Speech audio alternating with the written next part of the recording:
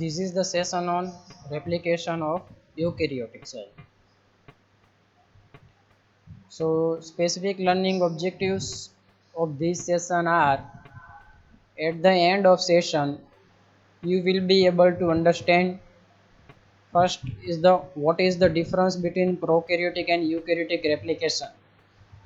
Then we discuss about DNA replicative process in eukaryotes and which are the inhibitors of DNA replication in eukaryotes. Look most in depth. Only prokaryotic replication has been understood. Only superficial aspects of eukaryotic replication has been understood.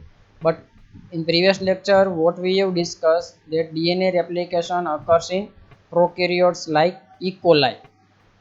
So the process are the similar in the most of the species. Like in human beings and E. coli, the process is similar of the DNA replication. Only the proteins which are the name are different from the eukaryotic and prokaryotic cell replication. So first, what are the difference between prokaryotic and eukaryotic replication? Features: what prokaryotes contain, what eukaryotes contain. So location of nucleus may so DNA is mainly in prokaryotes. If there is a no defined nucleus, it is generally embedded in the cytoplasm, so their DNA replication occurs in the cytoplasm, while in eukaryotes in the nucleus. Type of DNA here is prokaryotes, it is the circular type DNA. In eukaryotes it is the linear type of DNA. RNA primer length somewhat higher, more nucleotides in prokaryotes, they are around 50, and in eukaryotes around 9 nucleotides of RNA primer length. DNA polymerase, we have discussed that prokaryotes contain three different types of the DNA polymerase: type 1, type 2 and type 3. All has the different functions. Mostly they all are the polymerase, so they can do the polymerization. Other than they have some extra functions which we have already discussed. And which are the five types in eukaryotic DNA polymerase? Is the alpha, beta, gamma, delta and epsilon. Number of origins. In initiation prokaryote cell, we have seen that as it is a single double stranded circular DNA, only one of origin of replication, that is ori, in prokaryotes only one replication. So that is only one single start of the origin of replication in prokaryotes. But in eukaryotes, there are the as the DNA of the eukaryotes is around 30 meters long in single cell. So and it contains multiple numbers of the chromosomes, like 23 pairs of the chromosome. So if there is a only single origin, number of the origin, it requires around 250 years to replicate all the DNA. So but actually this DNA replicates in the one cell in eukaryotes within 1 hour. So there is a multiple origin of the replication sites in eukaryotes. Length of Okazaki fragments which are present on lagging strand, that in prokaryotes it is somewhat higher, that is 1000 to 2000 nucleotides, while in case of eukaryotes it is only around 200 nucleotides. So we can see that there are numbers of the Okazaki small fragments are more in eukaryotes as compared to the prokaryotes. Rate of replication, it is also higher in prokaryotes, around 500 nucleotides added to the chain per second. Here only 50 nucleotides per second is added, around 10 times slower rate of replication in eukaryotes than the prokaryotes. Now this is the important things and replication problems. Here we have seen that whole circular chromosome can be copied into the daughter cell, so there is a no end replication problem occurs. But as I have said the video yesterday, that shows that there is some end replication problem occurs due to there is a only newer strand is synthesized in the 5 prime to 3 prime direction. That will leads to doesn't copy the 3 prime end of the parent strand, that is into the 5 prime end cannot be copied out. So if it is not copied out, it will remain, newer strand will remain somewhat shorter, and whatever the 3 prime end of original parental strand, they contains the some repetitive sequence of 6 nucleotides, that is a TTAGGG. It is repetitive sequence is present. It is actually a junk DNA which doesn't contain any actual gene. So this portion of repetitive sequence of junk DNA in ends, both ends of the chromosome, it is known as telomeres. And as these telomeres cannot be copied in as into the newer strand in the somewhat around 100 to 200 nucleotides in the both ends, because of there is a primer once removed out in 5 prime end, it cannot be acted upon by the DNA polymerase enzyme, because it requires at a last some stretch of the nucleotide is required. So if it is not synthesized, there is a some shortening of the newer DNA strand occurs in each and every replication. So there will be shortening will be continuously occurs, and this problem is solved by the telomerase enzyme. This is a specific enzyme, that is RNA that contains the some RNA sequence that polymerize that carries its own RNA template. In detail we discuss after this eukaryotic replication. So this was all about difference between eukaryotic and prokaryotic replication. Now starts with eukaryotic replication. Steps of replication are same: initiation, elongation and termination. Look, most of the process are similar in eukaryotes and prokaryotes. Only the protein which takes a part either in recognition of the origin of the replication, or either in the binding of the single stranded DNA, or either a helicase enzyme containing proteins. The proteins name are only different, so you can remember only that proteins. So how first there is a initiation, how initiation starts? So it starts by first recognition of origin of replication. This is recognized mainly by certain group of the proteins. The group of the proteins, around 6 number of the proteins, they will recognize the origin of the replication. It is also known as origin of replication complexes, as they can recognize the origin of replication. They around mainly 80 rich sequence. After this origin of the replication is recognized, then helicase enzyme will come. This helicase enzyme, they will separate out the double stranded DNA, and this helicase enzyme, for they will binding to that initiation site, it requires certain factors for this recruitment of helicase to the initiation site.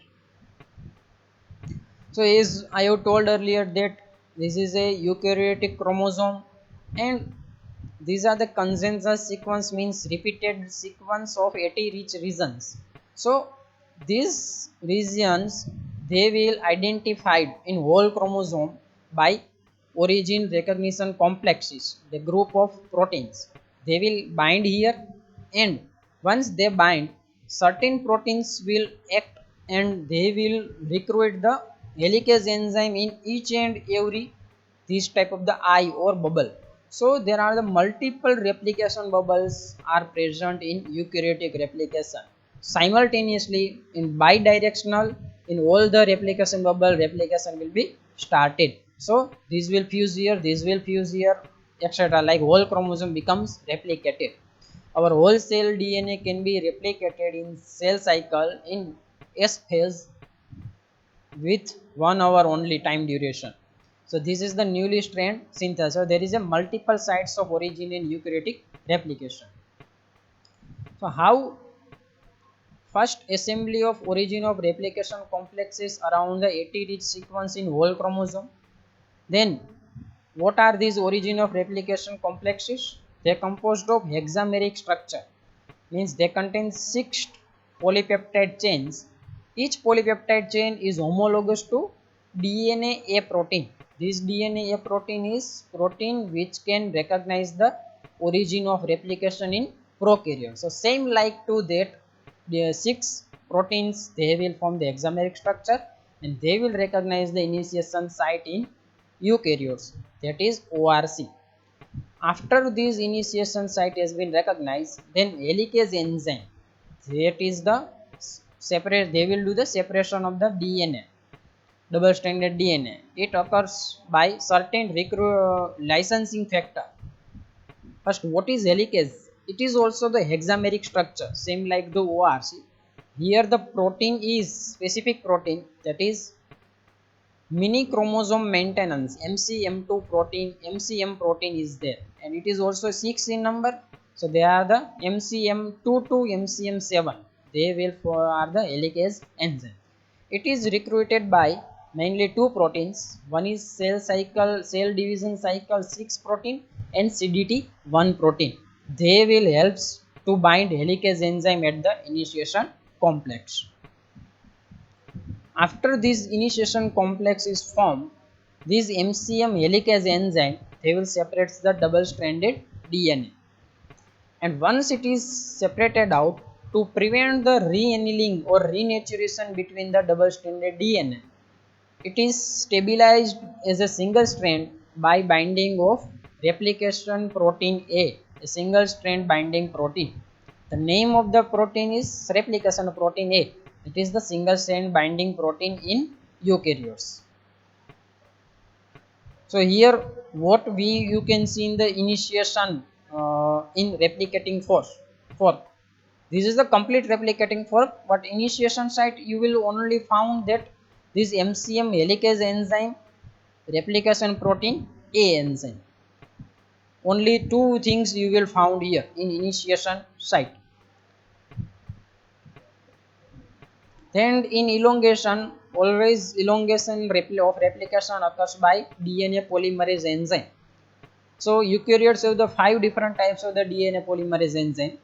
DNA polymerase alpha, beta, gamma, delta and epsilon. From that, actual DNA is scoping out by the mainly two enzymes, DNA polymerase delta and epsilon. While in prokaryotes, it is by DNA polymerase 3. Here delta and epsilon will do the actual DNA copy. Lagging strand on any replication bubble, that will synthesize by DNA polymerase delta, and leading strand is synthesized by DNA polymerase epsilon. Now mainly three enzyme, DNA polymerase beta, delta and epsilon, they have the exonuclease activity, that is 5 prime 3 prime exonuclease activity and 3 prime 5 prime exonuclease activity. So this 5 prime 3 prime exonuclease 3 prime 5 prime exonuclease activity will help in proofreading of the DNA, that we have seen in if there is a mismatched nucleotide is attached, it will be proofreaded by DNA polymerase, here in eukaryotes by delta and epsilon, and it is excise and newer actual DNA is nucleotide is attached by DNA polymerase beta. Now what is the function of DNA polymerase gamma? It is mainly associated with mitochondrial DNA synthesis. It doesn't take part in nuclear DNA synthesis. And most importantly, it has a no exonuclease activity. Only these two enzyme has a three enzyme, beta, delta and epsilon has a exonuclease activity, while gamma and alpha doesn't has exonuclease activity. Since this DNA polymerase gamma doesn't contain exonuclease activity, there may be a chance of more mutation rate in mitochondrial DNA. But because of this mitochondrial DNA doesn't contain any most important proteins that are inherited from one generation to another generation, it will doesn't affect more, because this most of DNA synthesis occurs with the protein synthesis of mitochondria protein that requires for the ATP generation, and all the mitochondria we get from our mother only. parental mitochondria cannot be transferred from one generation to second generation. Now, what is the function of DNA polymerase alpha?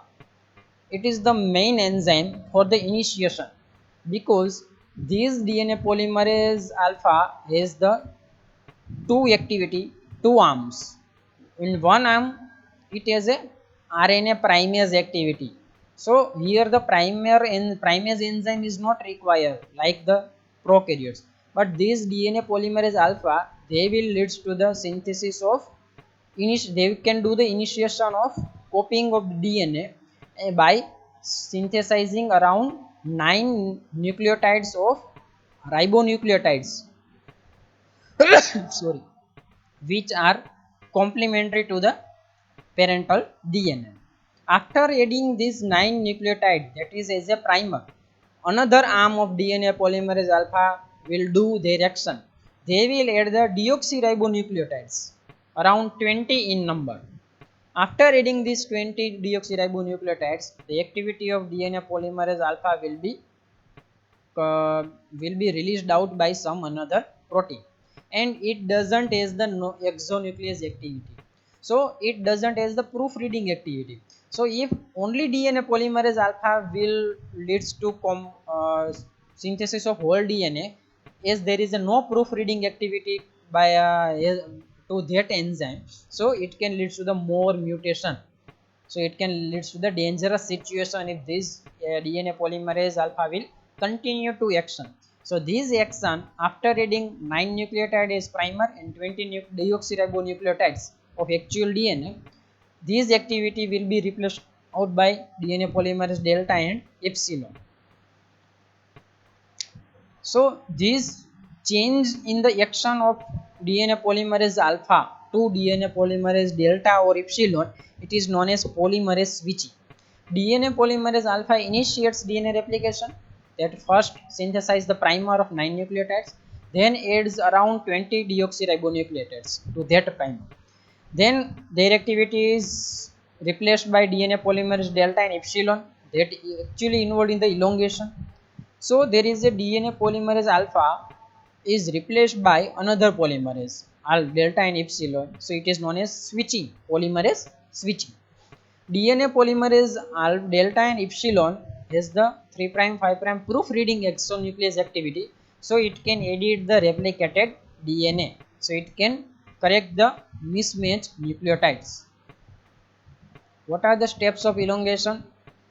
Initially, DNA polymerase alpha will synthesize primer that is around 9 nucleotides long. Same DNA polymerase, that is DNA polymerase alpha, adds around 20 deoxyribonucleotides to that time. After that, important protein, that is replication factor C, they will come into action and it will displace the DNA polymerase alpha from their activity site. And this replication factor C also attracts one sliding clamp protein that can slides over the DNA, that attracts the sliding clamp protein, that is proliferating cell nuclear antigen, PCNA. Now what is the function of PCNA? It can hold the DNA polymerase in place so that it does not slide of the DNA. Here already DNA polymerase alpha is replaced out by replication factor C, and there is a DNA polymerase delta and epsilon will come, and these DNA polymerase delta and epsilon, they will bind strongly by the PCNA protein, which is the sliding protein. It makes enzyme activity is highly processed, so their activity becomes high and replicates long stretches of deoxyribonucleotides throughout the DNA. Leading and lagging strand are formed in the same manner which we have seen in the prokaryotic replication. Lagging strand in some stretch of the DNA nucleotides with certain RNA primers, that is known as the Okazaki fragments, and leading strand which is synthesized in direction to the replication fork. So it is a continuously synthesized, so it is a leading strand. This leading strand is synthesized by epsilon, and lagging strand is synthesized by delta. As they can edit the replicated DNA because they have the 3 prime 5 prime proofreading exonuclease activity. So this is the replication fork you can see at this point in elongation point. As in, this is the one replication fork. This is parental DNA 3 prime 5 prime. This is 5 prime 3 prime. First there is a MCM helicase. First ORC protein will come, origin replication protein complexes. They will identify the AT rich regions. Then MCM helicase hexameric structure will binds at one side and it will separates out the double stranded DNA. Once it is separated, it can be bind by the replication protein A for as a single stranded binding protein. Then after one strand is, if it is this like this is in the 5 prime to 3 prime, it is also seen always the newer DNA synthesized in 5 prime 3 prime direction. So here this first DNA polymerase alpha will come and they will synthesize around 9 to 10 nucleotides long RNA primer. Then same DNA polymerase alpha, they will add around 20 deoxyribonucleotides to this primer. After that RFC, replication factor C protein will come and it will displaces the DNA polymerase alpha. So now DNA polymerase delta or epsilon will come into it. As this is the leading strain, it is synthesized by delta, it is synthesized by the polymerase epsilon. But before that, this RFC, replication factor C, also recruits certain another protein, that is proliferating cell nuclear antigen. It is a sliding protein, so it can bind here and it will slides over this DNA strand, and it will also binds polymerase epsilon or polymerase delta, and it will synthesize the whole or copying the whole deoxyribonucleotide of parental strain. As this is the leading strain, this is the pCNA, this is the pCNA, and this is the DNA polymerase epsilon. This is the pCNA and this is the polymerase delta, as it is the lagging strain. Same like the Okazaki fragments are synthesized in the prokaryotic cell. Now what happened? Once it is synthesized, then up to this mark, these Okazaki fragments is synthesized up to this primer will. Now this primer is removed out by, as a termination, what happened? Replication continues in the both direction from origin of one replication bubble until replication bubble of adjacent bubble, and they can fuse. Then RNA primer, they can removed by RNase H enzyme and flap endonuclease enzyme. As this RNA primer is removed out here, and this has been already synthesized by DNA polymerase delta. So as it is removed out, again DNA polymerase delta will complete up to this mark until the last nick is synthesized, and this nick is filled up by the DNA ligase enzyme. So that completes the initiation, elongation and prolongation process in eukaryotic replication. Now which are the inhibitors of eukaryotic replication? So most of the inhibitors, they are used as a anti-cancer agents which can inhibit the replication of DNA. So this cancer cell cannot be multiplied into the daughter cell. So anti-cancer agents, and how which enzyme is inhibited by that anti-cancer agents, like etoposide and tinoposide, they inhibit the human topoisomerase enzyme. So the twisting cannot be released out, same like we have seen in the prokaryotes. Adriamycin, doxorubicin, they are also inhibits the human topoisomerase enzyme. These bind with the major groove of the DNA, adriamycin. So adriamycin and doxorubicin. So human topoisomerase cannot work there. 6-mercaptopurine, they will inhibit the human DNA polymerase enzyme. So there is a, because this 6-mercaptopurine, so there is a no binding of hydrogen bond to the next nucleotide. So DNA polymerase cannot work further. 5-fluorouracil, it is a thymidylate synthase enzyme is inhibited by 5-fluorouracil. So deoxythymidine monophosphate triphosphate cannot be synthesized and DNA cannot be multiplied.